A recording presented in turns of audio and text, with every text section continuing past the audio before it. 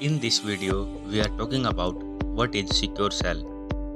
Secure Cell is a secure network protocol used to establish a secure connection between a client and a server over an unsecured network.